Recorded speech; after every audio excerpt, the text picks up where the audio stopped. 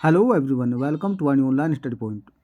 दोस्तों, आज की इस वीडियो में हम सिंटैक्स ऑफ कंजंक्शन के पार्ट 1 का अध्ययन करेंगे। आप वीडियो को अंत तक देखें। तो आइए स्टार्ट करते हैं। सबसे पहले आइए बात करते हैं यहाँ पे आइदर और।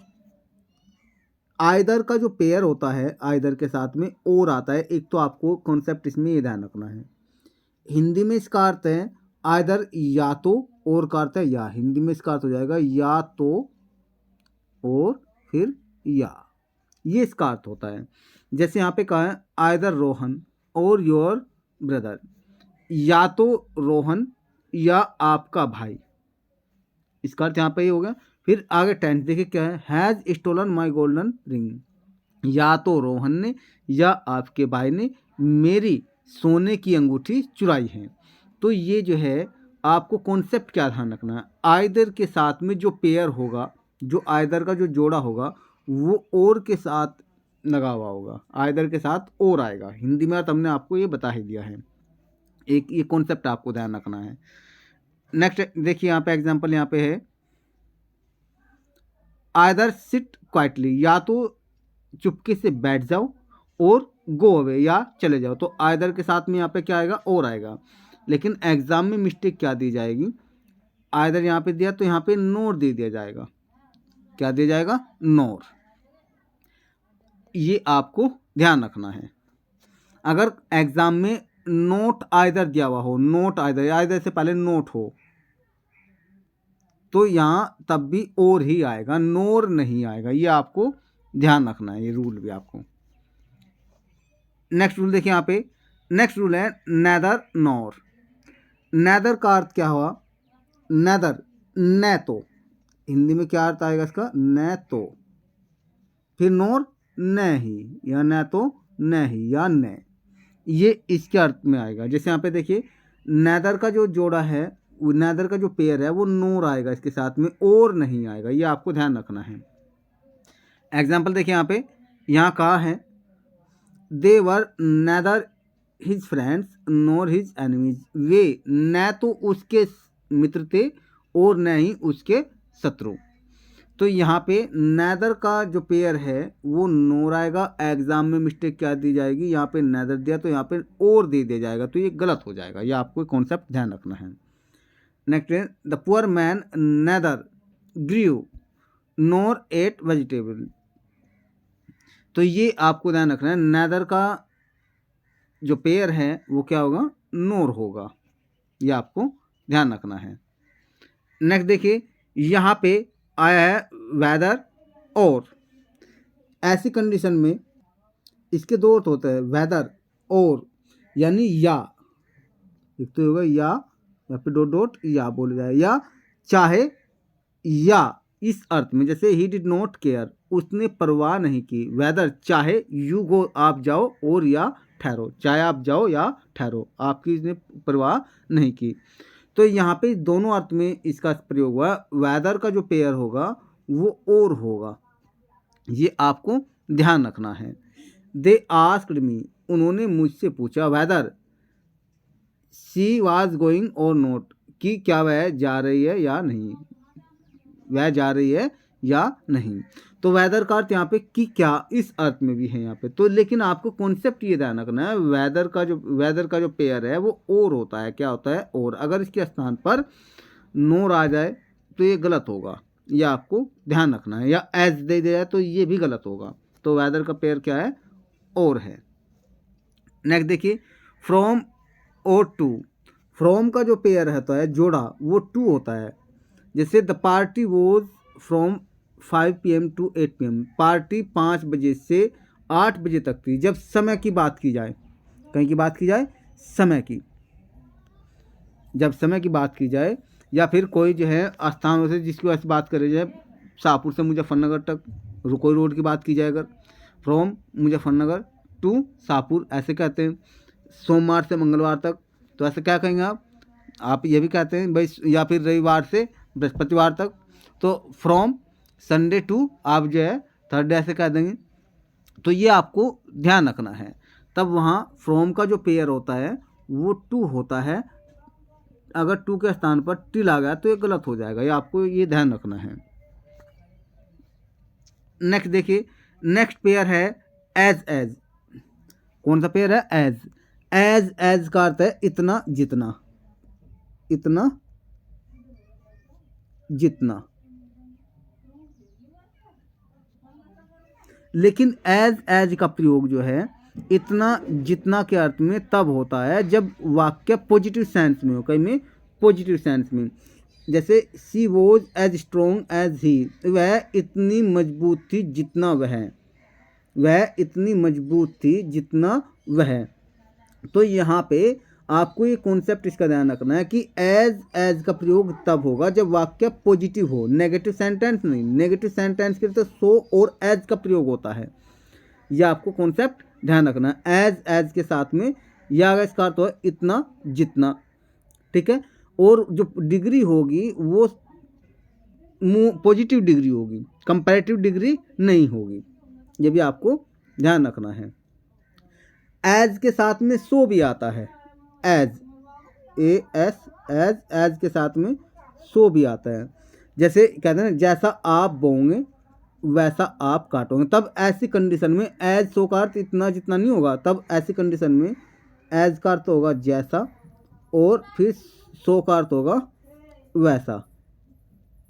तब इस कंडीशन में ये अर्थ होता है, ये भी आपको ध्यान रखना है।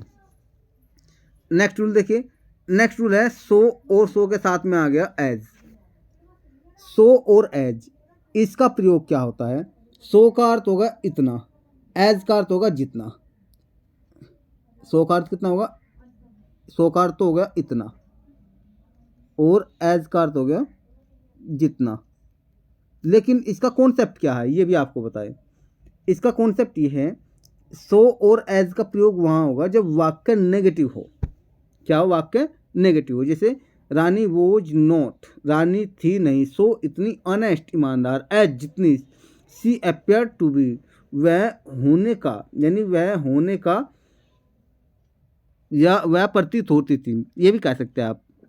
जैसे आप आम तौर पे कि भाई जितना वो ईमानदार होने का नाटक करा उतना ईमानदार वो है नहीं, आप कहते हैं ना ऐसी सिंपल लैंग्वेज में।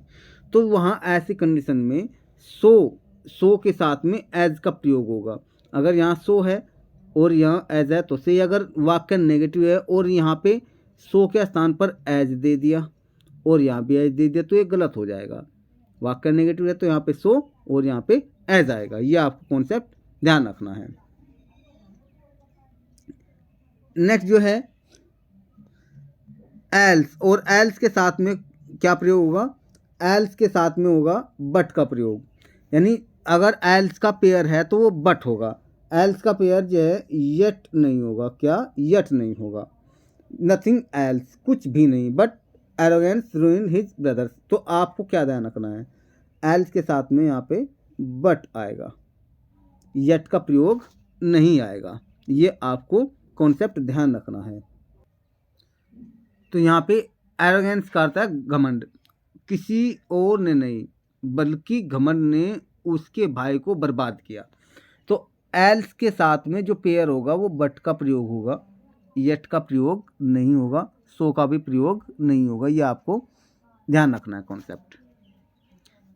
नेक्स्ट देखिए, no other than. No other, यहाँ पे आया नो अदर, दूसरा नहीं, देन का अर्थ है की अपेक्षा। यानी अगर नो अदर वर्ड आया हुआ है तो इसके साथ में कंपेरिजन वर्ड देन का पेयर होगा, THEN, देन का प्रयोग नहीं होगा, ये आपको ध्यान रखना है। जैसे यहाँ देखिए, यह एग्जांपल है यहाँ पे, she had no other way than to go there, उसके पास वहाँ जाने के अलावा और दूसरा कोई रास्ता नहीं था। तो यहाँ आपको ध्यान रखना है, नो अदर ये आ गया तो यहाँ कंपेरिजन वर्ड जो है देन का प्रयोग होगा, THEN का प्रयोग नहीं होगा, एक्सेप्ट का भी प्रयोग यहाँ पे नहीं होगा। ऐसे यहाँ पे कहा they have no other aim than to succeed in life, तो यानी उनका जीवन में सफल होने के अलावा की अपेक्षा और दूसरा कोई लक्ष्य नहीं है। तो यहाँ पे नो अदर के साथ में कंपेरिजन वर्ड देन का प्रयोग होगा। ये आपको कॉन्सेप्ट सिर्फ इतना छोटा सा ध्यान रखना है, कुछ भी मुश्किल नहीं है। आगे बढ़ने से पहले दोस्तों, यदि आपने वीडियो को अभी तक लाइक नहीं किया तो आप वीडियो को लाइक जरूर कर दीजिए और इसके साथ ही आप चैनल को सब्सक्राइब करके बेल आइकन का बटन प्रेस कर शेयर जरूर कर लीजिए, ताकि आने वाली हर एक वीडियो का नोटिफिकेशन आपको समय से मिल जाए। चलिए बढ़ते हैं नेक्स्ट रूल की ओर।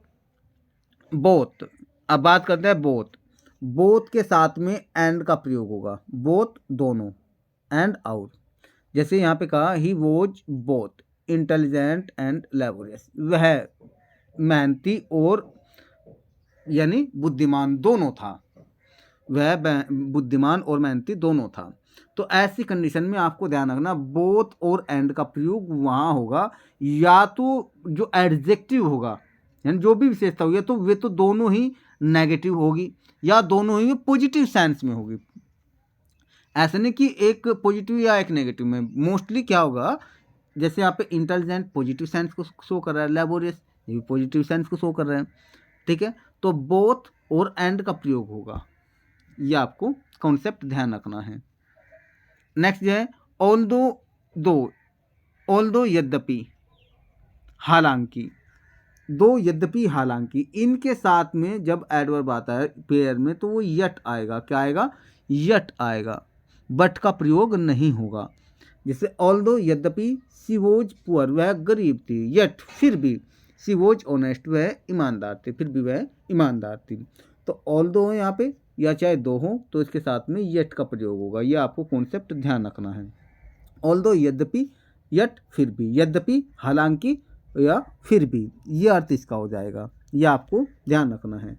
नेक्स्ट है दो दे वर्कड हार्ड, यद्यपि उन्होंने कठिन मेहनत की, यट फिर भी दे फेल्ड, वे फेल हुए यानी असफल हुए। तो ये आपको ध्यान रखना है कि ऑल्दो और दो के साथ में पेयर में क्या आएगा? यट आएगा, बट का प्रयोग नहीं होगा। नेक्स्ट है सो, और सो के बाद आ गया डैट। यहाँ पे आपको ध्यान रखना है सो और डॉट हमने क्यों लिखा है, इसलिए क्योंकि इसके बीच में कोई और वाक्यांश भाग होगा। इसका अर्थ होगा इतना कि, सो का अर्थ होगा यहाँ पे इतना और डैट का अर्थ हो गया यहाँ पे फिर कि, इतना कि। जैसे आई वॉज सो वीक, मैं था इतना कमज़ोर, फिर डैट बीच में आ गया, डैट का अर्थ हो गया कि। I was so weak that I couldn't walk, मैं चल नहीं सकता था, मैं इतना कमज़ोर था कि मैं चल नहीं सकता था। तो सो डैट का प्रयोग और ये मीनिंग आप समझ गए होंगे। अगर यहाँ पे सो के स्थान पर एज दे दिया तो गलत हो जाएगा, यानी यहाँ पे सो के स्थान पर एज दे दिया और डैट के स्थान पर ये जो है सो दे दिया तो ये भी गलत हो जाएगा। यहाँ सो है और यहाँ एज दे दिया तो ये भी गलत हो जाएगा। तो सो के साथ में यहाँ क्या आ जाएगा? डैट आएगा। नेक्स्ट देखिए नो सुनर देन, ये भी आपको पेयर ध्यान रखना है। नो सुनर के साथ में कंपेरिजन वर्ड देन होगा, THEN नहीं होगा, ये भी आपको ध्यान रखना है। और एक कॉन्सेप्ट आपको ध्यान रखना है, वाक्य में अगर नो सुनर स्टार्टिंग में है तो जो भी टेंस होगा उस सेंटेंस का, उसके तुरंत बाद यानी नो सुनर के तुरंत बाद उस टेंस की हेल्पिंग वर्ब आएगी, ये आपको ध्यान रखना है, ये कॉन्सेप्ट आपको ध्यान रखना है। जैसे ये अगर यहाँ होता नो सुनर आई और फिर एंटर्ड होता तो ये गलत होता। क्या होता कि डिड स्टार्टिंग में आता और फिर उसके बाद में क्या होता, फर्स्ट फॉर्म एंटर लिखते, no sooner did I enter, फिर द रूम, फिर यहाँ पे कंपेरिजन वर्ड देन आ गया, नो सुनर का पेयर क्या हो गया? देन हो गया। और इसका अर्थ क्या हुआ? नो सुनर जैसे ही, देन वैसे ही, इसका अर्थ हो गया जैसे ही, यानी जैसे ही। और फिर दूसरे जो वाक्य है उसे कहेंगे यहाँ पे वैसे ही, यानी no sooner did I enter the room, जैसे ही मैंने कमरे में प्रवेश किया, वैसे ही the cat jumped upon the table, वैसे ही बिल्ली मेज पर उछली या मेज पर कूदी। तो ये इसका अर्थ हो जाएगा। तो आपको ध्यान रखना नो सुनर का जो कंपेरिजन जो यानी पेयर में जो वर्ड आएगा वो देन आएगा। क्या आएगा? देन। नेक्स्ट है हार्डली और स्केर्सली, ये भी आपको ध्यान रखना है। हार्डली और स्केर्सली, हार्डली हो या स्केर्सली हो, इन दोनों के साथ में कंपेज यहाँ पे जो है वैन आएगा। क्या आएगा? वैन। स्केर्सली मुश्किल से, वैन की। इसका अर्थ हो जाएगा फिर की, हार्डली मुश्किल से की, जैसे हार्डली डज ही सी, मुश्किल से ही वह उसे मुश्किल से ही वह उसे देखता है। वैन की ही स्टॉप्स हिज बाइक, वह अपनी बाइक रोक देता है। तो आपको सिर्फ इसमें लॉजिक क्या रखना है, हार्डली स्केर्सली अगर वाक्य के स्टार्टिंग में आ जाए तो सेम इसी की तरह रूल फॉलो करना है कि इसके तुरंत बाद जो है जो भी सेंटेंस होगा उस सेंटेंस के टेंस के अनुसार फिर वर्ब, हेल्पिंग वर्ब आएगी, फिर उसके बाद में सब्जेक्ट, बाद में शेष वाक्य, और यहाँ पे वैन आएगा, देन का प्रयोग नहीं होगा, ये आपको ध्यान रखना है। नेक्स्ट ये है द सेम, और फिर आ गया as, the same as, the same और एज, द सेम वैसा ही, एज जैसा, दिस शर्ट या this is the same shirt as mine, यह वैसी ही शर्ट है जैसी मेरे वाली। तो द सेम और एज का प्रयोग कब होगा, अगर एज के बाद में कोई वर्ब स्पेसिफाई ना कर रखी हो, यहाँ कोई वर्ब तो नहीं स्पेसिफाई कर रखी है, वर्ब तो नहीं है कोई, तो यहाँ द सेम एज का प्रयोग होगा, ये आपको ध्यान रखना है। लेकिन अगर वर्ब स्पेसिफाई कर दी जाए, जैसे यहाँ पे देखिए डैट वो द सेम कार, वह वैसी ही कार थी, डैट जैसी, ही वॉन्टेड वह चाहता था, वह वैसी ही कार थी जैसी वह चाहता था। अब यहाँ दे डैट के बाद में जो है जो सब्जेक्ट जो यानी डैट के बाद में जो सेंटेंस है उसमें वर्ब स्पेसिफाई कर रखी है, ठीक है, जैसी वह चाहता था, या वह वैसी ही कार थी जैसी वह चाहता था। तो वैसी ही जैसी इस अर्थ के लिए द सेम और डैट का प्रयोग करेंगे, कब, जब इसके बाद में वर्ब स्पेसिफाई हो, यह आपको कॉन्सेप्ट ध्यान रखना है। नेक्स्ट रूल देखिए यहाँ पे लास्ट और लास्ट के बाद में शुड, लास्ट का अर्थ है यहाँ पे चाहिए या कहीं ना ऐसा ना हो, लास्ट का कहीं ऐसा न हो, फिर शुड का अर्थ होगा चाहिए, ये है इसका अर्थ, लास्ट कहीं ऐसा न हो कि, कहीं ऐसा न हो कि, फिर आ जाएगा शुड, शुड का अर्थ है चाहिए, यानी लास्ट के साथ में जो इसके बाद में जो यानी आएगा फिर सब्जेक्ट, फिर जो है वर्ब आएगी, वर्ब जो है शुड आएगी, यहाँ पे न वुड होगा न कुड होगा, यह आपको हमेशा ध्यान रखना है, लास्ट के साथ में हमेशा शुड आएगी। रन फास्ट, तेजी से दौड़ो, लास्ट कहीं ऐसा न हो कि, you should miss the train, आपकी ट्रेन छूट जाए, तो ये इसका अर्थ हो जाएगा। नेक्स्ट देखिए यहाँ पे इफ और देन, इफ के साथ में देन आता है, जैसे इफ ही कम्स हियर, यदि वह यहाँ आएगा, निकट भविष्य यानी भविष्य के लिए शर्त रखी गई, यदि वह यहाँ आएगा तो तभी, आई विल हेल्प हिम, तो तभी मैं उसकी सहायता करूँगा, ये आपको ध्यान रखना है। हालांकि इस वाक्य में जो है आप देन का प्रयोग ना करें तब भी सेंटेंस सही है, लेकिन अगर बात आ जाता है तो देन आया तो यहाँ पे THEN तो आ सकता है, लेकिन THAN नहीं आएगा, ये भी आपको कॉन्सेप्ट इसका ध्यान रखना है। नेक्स्ट है सच और एज, सच, सच के साथ में एज आया, सच इतना या ऐसा, एज जैसा, सच अ मैन ऐसा व्यक्ति, एज जैसा, ऐसा मैंने देखा, ऐसा व्यक्ति जैसा मैंने देखा, समझ रहे आप, वोज इन द रूम कमरे में था। तो इस कंडीशन में आप ये ध्यान रखना है, जिस किसी व्यक्ति की आप विशेषता ऐसे शो कर रहे हैं तब वहाँ पर सच और एज का प्रयोग होगा, कहीं का सच एज का प्रयोग। लेकिन इसके भी सच डैट का प्रयोग कब होगा, यहाँ देखिए इट वो सच ए कोल्ड डे, यानी इतना ठंडा दिन था, डैट की, अब यहाँ सच का अर्थ होगा इतना, फिर यहाँ डैट का अर्थ होगा की, डैट का अर्थ क्या होगा की। शी स्टॉप्स ड्राइविंग, उसने ड्राइविंग रोक दी। अब यहाँ देखिए ये थोड़ा यहाँ जो लिखा हुआ है सेंटेंस, इस पर गौर दीजिए, it was such A cold day, इतना ठंडा दिन था, फिर डैट का अर्थ हो गया की, फिर सी, फिर स्टॉप्स रोकती हैं, वह रोक देती है, ड्राइविंग, ठीक है, किसी भी वाहन को चलाना। अब यहाँ स्टॉप की जगह स्टॉप्ड भी लिख सकते हैं आप, क्या, स्टॉप्ड, तो आपको कॉन्सेप्ट क्या ध्यान रखना है यहाँ पे कि सच के साथ में ऐसी कंडीशन में डैट का प्रयोग होगा जब उद्देश्यात्मक काम हो, ठीक है, कोई परिणाम आया हो उसका, यानी दिन ठंडा होने के कारण ही उसका नतीजा क्या निकला, उसने जो है ड्राइविंग रोक दी, ठीक है। तो ये आपको ध्यान रखना है परिणाम के लिए। तो यहाँ जो है क्या होगा, सच के साथ में डैट का प्रयोग होगा। नेक्स्ट जो है नोट और नेवर, ये भी आपको ध्यान रखना है, नोट और नेवर। अगर वाक्य में नोट या नेवर आया हुआ है तो इनके साथ में और आएगा, नोर नहीं आएगा, ये आपको ध्यान रखना है।